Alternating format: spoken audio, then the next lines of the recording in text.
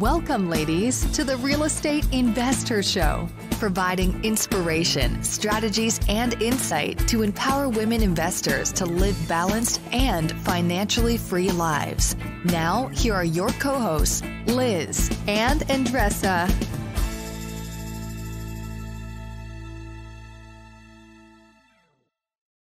InvestHERs. As we all know, financing deals in today's market can be a bit challenging at times. If you're looking at funding your next real estate transaction, we are so excited to introduce to you Fund That Flip. Fund That Flip is a lending partner dedicated to grow your real estate investment portfolio. They specialize in fix and flip, buy and hold, new construction, and cash out refi for 1 to 4 units. Ladies, we have known the founder, Matt, and his team for many years now, and we can assure you that their support goes beyond just lending money. They become a true partner.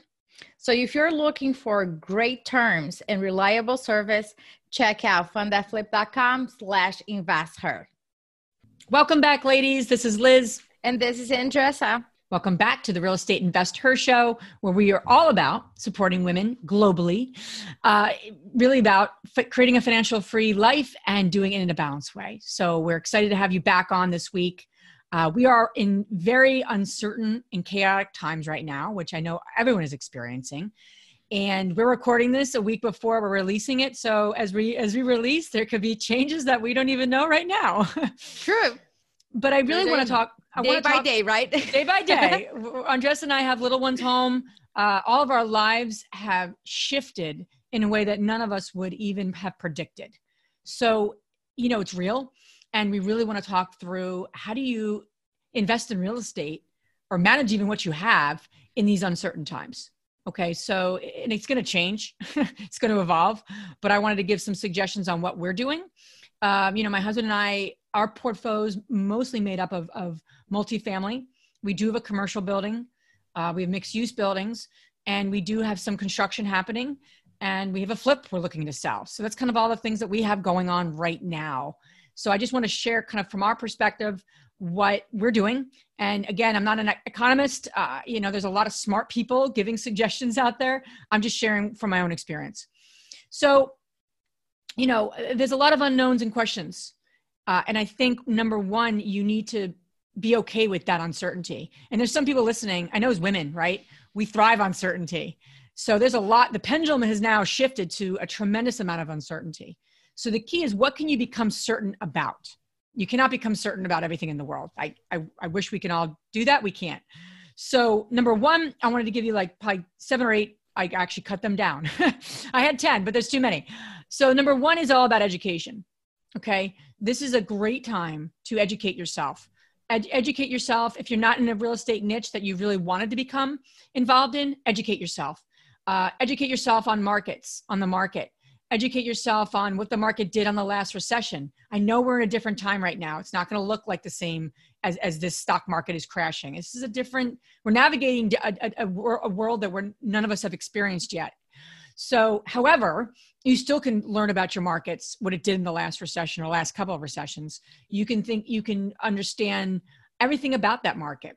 So as the winds change and opportunities become open, whenever that is, you'll know that market. You don't have to say, hold on, I need to study that market. Right now is the time to study the market and study the niche that you want to get involved in. And just stop turning off the news. Just turn it off. Stay informed, but instead use that time to educate yourself. I'm a big believer of that. Number two, refinance. Banks are still lending. The time of this recording, okay? Banks are still lending. They're conservative. We spoke to a couple of them this week, but they're looking to still work with their customers. So we are looking at, for us, we were going to be selling one of our portfolios, about 30 units. We decided not to sell. Who's going to buy it right now in this current condition? And we're going to have to give it away. We're not going to do that. So we decided not to sell. We're going to refinance it instead. We have to get creative 6 months, 12 months down the line, that we don't have any sort of prepayment, kind of breaking the contract early. So, and we told that to our lender, this is something we wanted to sell. If we refinance, what kind of creative way we can structure this so that in 6 months we can still sell. So he's working with us on that and how to structure it. Again, get in communication with your banks. There's a lot of solutions out there. You may not know all of them. So that's number one. Number two, you may need to slow your capital expenditures. You might have a plan this year. I wanted to do this. I wanted to do that. What do you really need to do right now? Right now, you need to preserve your cash. That is really important. So, you may not need to do that important capital expenditure, but you may need to defer it. Okay. So I need to mention that. I know some people are like, no, I need to do that because it's in my capital expenditure improvement plan. Yes. But, again, what can you slow right now? Again, being conservative. Third thing I just want to stress is get into over communication with all your constituents, meaning you might have direct contact with your tenants. Get into communication with them. You may have, obviously, your banks, your lenders, your private lenders, your investors. If you are raising money and you're using equity partners in your deals, you sure as hell know they're thinking about how are those properties going to do? What is the investor that I'm invested in with doing about all this? Are they doing anything? Are they just waiting? Even if you don't have all the answers, we've been sending out communications to our investors, and we don't have all the answers. No one does, but we can tell them what we are doing and what steps we're taking and how, as much as we can. And that's what people want to hear, quite honestly. They don't want to have every answer figured out, but getting in communication is really important. I would highly recommend doing a Zoom call. If you have a group of obviously getting into weekly calls with your property management companies, but if you have investors, get into a Zoom call and talk about the current state of the economy. Just start getting more communication and support for them because their lives are being affected. So why not be an extra resource to them right now, even beyond the investments? And that's something that we're going to be doing. We're doing a Zoom call next week with all of our investors. Just to say, this is what we're doing and what are you experiencing? How can we help each other? This is all about getting into more community with people, not less. Depending on your personality and how you deal with things, people are going to want to hear from you and they want to know what you're doing. The next thing is, what can you do to increase income? There are ways to increase income right now, even in this current state we're in. Obviously occupancy is number one. If some of your buildings and some of your properties are not, don't have that occupancy as high as it needs to be, I would get into complete mode of how do we fill those occupancies as quickly as we can.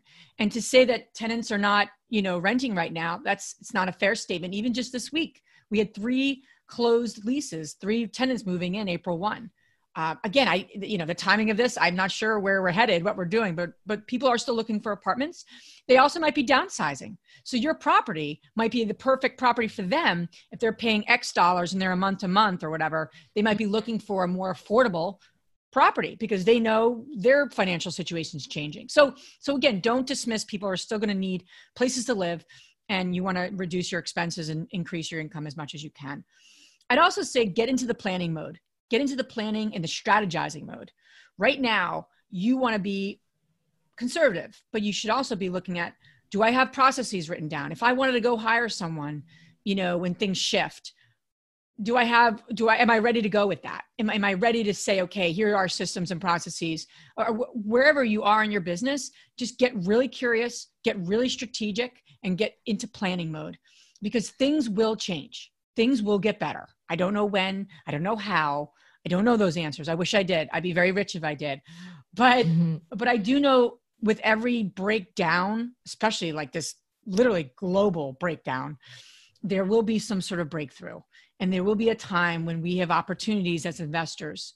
You want to position yourself well for those. That's, all I can say. Absolutely. And whatever that looks like for you, right?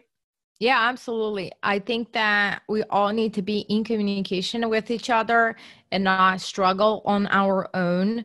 And that's what we really stand for the investor community. Let's get together virtually and really support one another. And it might look different today than it will look tomorrow, and then we'll look next week.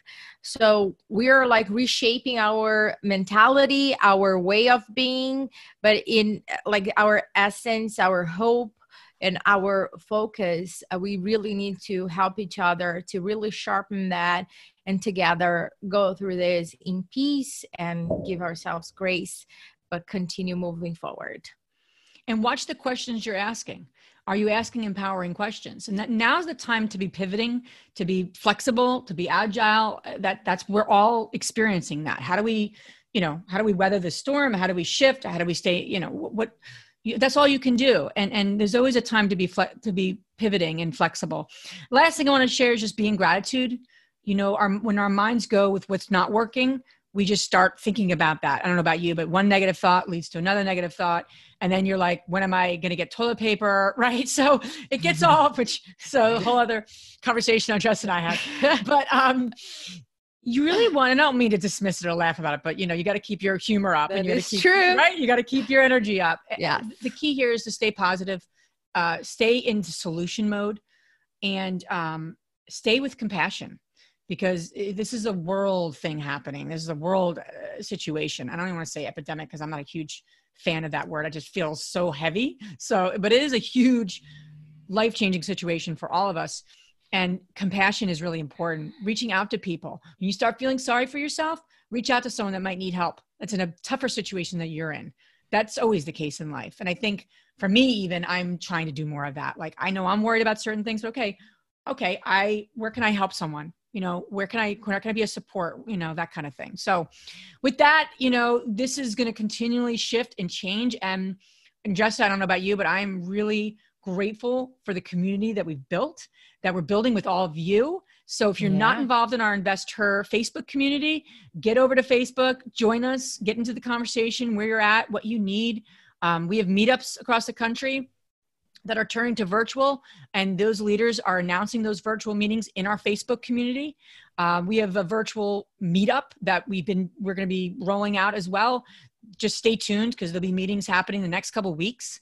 And just have a lot of things happening. And we're just now more than ever are just like, how do we just, grow this community so we can really support all each other? Absolutely. Stay tuned, be healthy, be peaceful, and let's go. Let's go is a good one. If you enjoyed this podcast and want to receive updates on our next interviews, go to our website, therealestateinvestor.com. There, you can subscribe to our show, become part of our investor community, and get updates on upcoming episodes. If you like our show, please share it with other women who would benefit. And don't forget to leave us a rating on iTunes. We'd really appreciate it. And as always, we encourage you to take one action as a result of today's show and put it into motion so you can live both a financially free and balanced life. Thanks for spending time with us. Ciao.